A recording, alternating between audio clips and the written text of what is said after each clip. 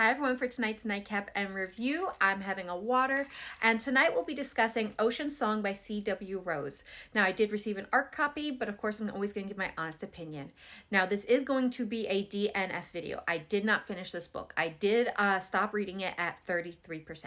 So if you are not comfortable watching a DNF video, that's okay. Feel free to keep scrolling. You're not going to hurt my feelings. Now, if you want to keep watching, that's great. These are just my opinions based on what I read as it pertained to the book. Not every book is for every reader, and if this book sounds like something you want to try, give it a try. I hope you love it, and I hope it's your next star read. For me, like I said, I was just not the targeted reader. Now, these are the tropes. And there are no content warnings listed in the copy that I was provided, but that doesn't mean there won't be trigger warnings listed when the final version is posted to Amazon. But these are just things I came across in the percentage that I read up to. There could be more things that I am not aware of, but that's just some that you will come across if you choose to read this book. So first, what's this book about? So this book is about Angie, who is home from college for the summer, where she is an aspiring marine biologist. She's working at her family's fishing business. They reside in an Alaskan village, so the resources of the sea is very important to the community as they are remote. They start to notice, however, that the fish hauls that they're bringing in are getting smaller and smaller as the fish are becoming scarce.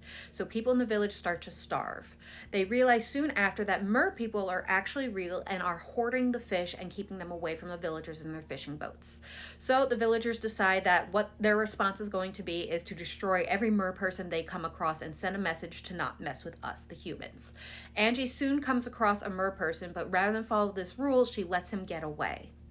Now, it turns out that the mer person she let get away was a merman by the name of Prince Caden. Prince Caden has just as much hatred towards the humans that the humans have towards him and the mer people, but he's willing to stop and listen and talk to Angie.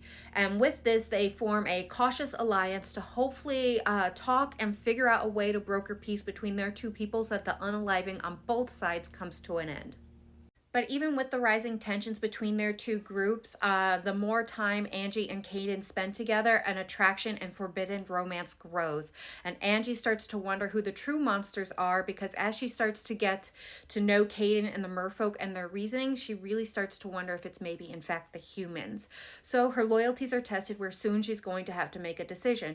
Does she choose the humans in her family? Does she choose the man that she loves and the merfolk? Or does she just risk losing it all? So what are my thoughts on this book? Again, I did DNF it at 33%. The main things for me were the pacing and the characters' reactions to certain elements in this book, mainly humans discovering that mer people existed. So the grandfather in this book, the grandfather to Angie, had these amazing bedtime stories she loved hearing growing up about mer people. But even with the bedtime stories of these fantastical creatures, they're still a myth.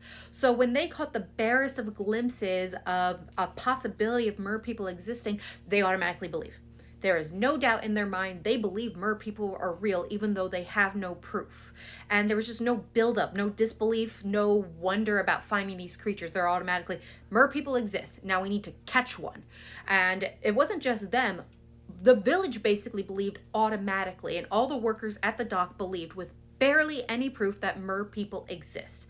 And then they make the smallest, barest attempt when they are capturing one to try and communicate and figure out what's going on. When they think they can't communicate with the mer person, basically in an accident or barest attempt, they unalive the mer person and they bring the mer couple or bodies on land to be examined and to provide the proof they needed.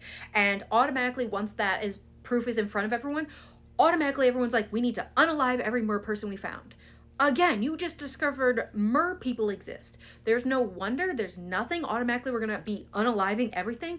In some way, the person that was driving this was her brother-in-law, Nick. He reminded me a lot of Gaston in that moment. Once he saw something he didn't like, it's like, kill them all or unalive them all. Like, it was a little disconcerting that this mob mentality, really. The other thing I didn't quite enjoy was the pace of this book. This is going to be a full-length book. I don't remember the exact page count, but it is not a novella.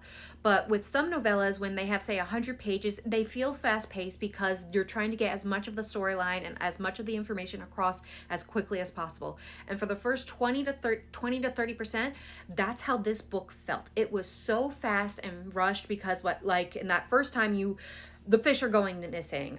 You discover mer people are real. You declare war with unalivings massive on both sides, and just so much was going on so fast. There was no buildup, and without that buildup, I just stopped caring about what was happening because I could not become invested in what was happening.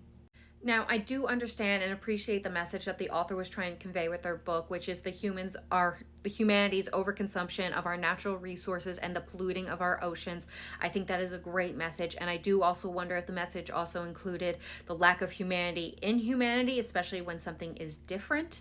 I think those are great messages. I just wish I'd been more invested in this book, or was allowed to become invested in the buildup of these characters and what was going on in order to fully read the book and enjoy that message. Now, just because this wasn't the book for me doesn't mean it won't be the book for you. And if it sounds like something you're interested in, give it a try. It will be available August 27th, and I hope you love it and everyone has a good night and happy readings.